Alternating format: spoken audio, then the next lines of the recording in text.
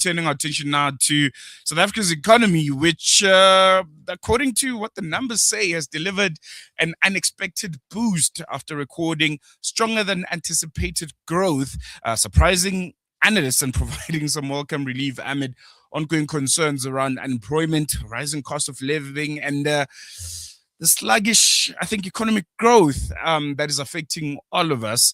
But I think what's interesting for me is because, while we can see that these figures and these announcements have exceeded expectations, the reality on the ground remains quite different. What you and I seem to be experiencing on a day-to-day doesn't quite match what we're being told here. And that's what we're going to be unpacking and trying to understand what this quote-unquote growth of the South African economy means for you and I. And more importantly, ordinary South Africans who continue to face financial pressure every single month, exacerbated obviously by the war in the Middle East, that US-Israeli war against Iran and the impact it has had. And we're going to be quickly unpacking that, what the numbers say and what lies behind them. And we're joined by economist Reezwana Sumad, who's joining us via our virtual platform. Reezwana, assalamu alaikum. Jazakallah so much for joining us. Welcome to News and Views. Walaikum salam, Jazakallah for having me. I am struggling to hear you, so just bear with me when you ask me some of the questions. All right. I'm going to try to be as audible as possible. Hopefully, you can hear me. But I want us to kickstart the conversation with the headline. What exactly surprised economists about these latest growth figures, these stats? What do they tell us about South Africa's economy? We're told that it's growing, but the picture on the ground seems to be starkly different. Yeah, definitely, and I agree with you. Firstly, I want to mention that first quarter growth was 0.5% quarter on quarter, so the economy grew by 0.5% in the first quarter of this year, and it grew on a technicality actually. I looked at all of the details, the underlying details. If you look at the key driver of this growth in the first quarter, it was because we imported less goods. So imports declined quite sharply. Imports were down 2.6% quarter on quarter. And the worse imports are, it actually helps the GDP print because there is a component that says net exports. So exports minus imports. The higher exports is, that's of course positive for the economy, and the lower imports is, that's also positive for growth.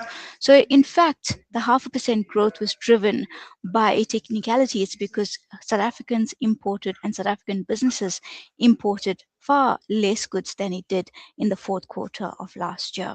What we also saw is government spending was higher in the first quarter. So government spent more on goods and services and on wages. And as a result of that, that helped growth. But apart from that, I think the details underlying the growth print in the first quarter was not something to be extremely positive about. Mm, mm, mm. Do actually, what are some of the factors that led to us, not importing as much goods? Is it the war in the Middle East and maybe the impact that it has had, or the other underlying reasons? Are we producing more? Yes. Yeah. So what we have seen is that even though the war began at the end of February, what we saw is a sharp decline in petroleum and chemical imports in March. And as a result of that, from March onwards, in fact, we've seen a steep decline in petroleum, chemicals, fuel, oils, and all of the related products from a chemicals perspective. Apart from that, we have seen demand weakened. So consumer demand weakened Mm, from the fourth quarter of last year to the first quarter of this year. That naturally tends to happen because the fourth quarter we've got the Black Friday sales, we've got festive season spending in December. So the fourth quarter is typically a high spending quarter, and then the first quarter of the year is a low spending quarter because we're coming off of that high base. So we saw demand weaken and naturally a decline in imports as a result of that. But the bulk of the reason is because of lower petroleum and chemical imports. mm. And then And I also, yeah. yes, continue. I also wanted to mention that if you look at it from a different from an industry perspective or from a production perspective, we did see financial services and business services drive growth on the production side of the economy. And we saw many other components or many other industries also grow from the fourth quarter to the first quarter of this year. But it was very marginal, fractional growth, but growth nonetheless. We also had the agricultural industry support growth in the first quarter. We had increased Mhm. production of horticulture and field crops. So we did see some growth from a production perspective. So economy produced more, but it so I think the underlying details is actually more concerning than less after seeing the first quarter print. Another red flag for me, I look at investment spending. Mhm. Investments, of course, drive particularly emerging market countries like South Africa, and investments are driven by private sector. So the bulk of investment in the country is driven by the private sector. And what we saw in the first quarter was a decline in investments, and particularly a decline of private sector investments after about 3 quarters of growth. And that signals to me that business confidence has deteriorated as early as the first quarter of this year and into the second quarter as well. And that the economy is currently in a bit of a speed bump Mm. situation.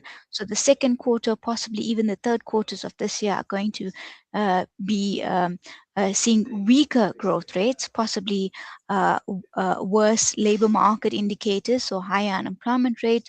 And of course, we've already started to see higher inflation and higher interest rates come through. So the economy is in a bit of a speed bump situation because of the geopolitical conflict globally.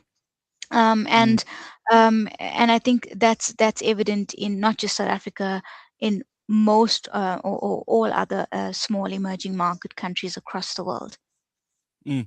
I want to touch on that specifically because I think that's what a lot of ordinary South Africans are having at the back of their minds, the impact of the U.S.-Israeli war on Iran. Are we yet to feel the real, true consequences of that?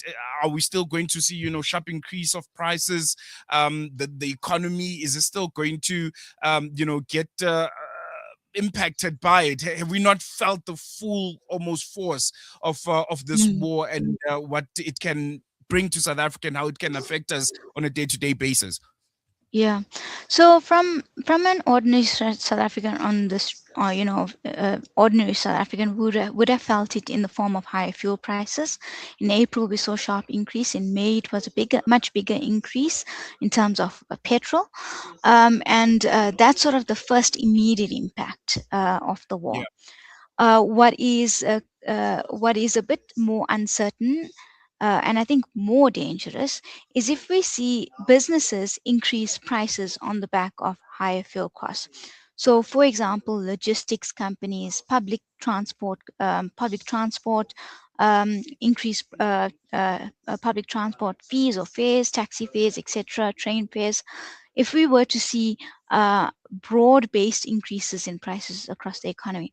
One example, and perhaps these are only relevant to consumers that fly or book flights, is that we had seen local airline companies immediately slap on fuel surcharges as the war began, even though the cost of the jet fuel was purchased months ago, and they locked Mm. in those prices for 3 months.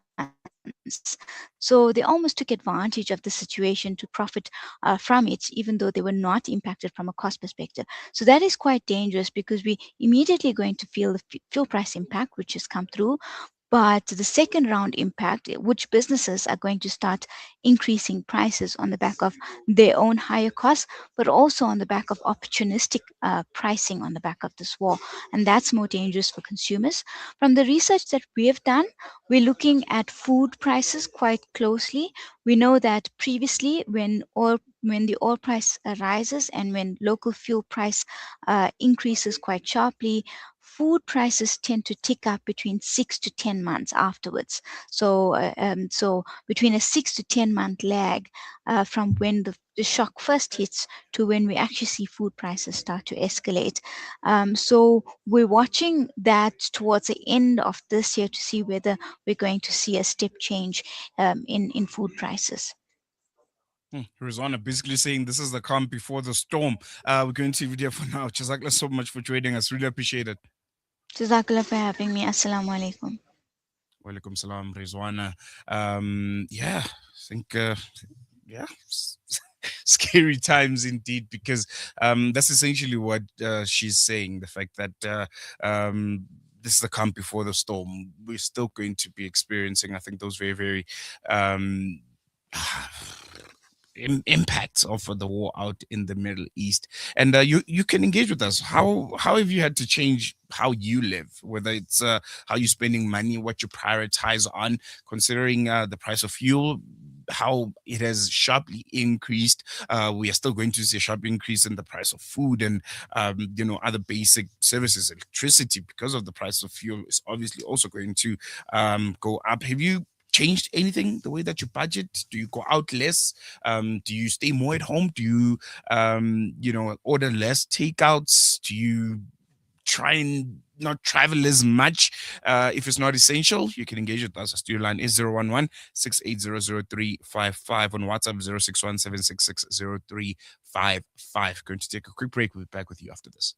Soweto, it's time to stand together for justice, peace, and solidarity. Join us for the annual Soweto Walk for Gaza, taking place on Saturday, the 20th of June at 7:30 a.m. The walk will begin at the historic Regina Mundi Church and proceed to the monumentous Dlamini Mosque, bringing together people of all faiths, backgrounds, and communities in a powerful show of unity and support. Bring your family, friends, and fellow residents as we walk together for a common cause. Let your voice be heard and your presence counted. That's the annual Soweto Walk for Gaza, Saturday, the 20th of June at 7:30 in the morning, starting at Regina Mundi Church and ending at Dlamini Mosque. Together we walk, together we stand, together we show solidarity.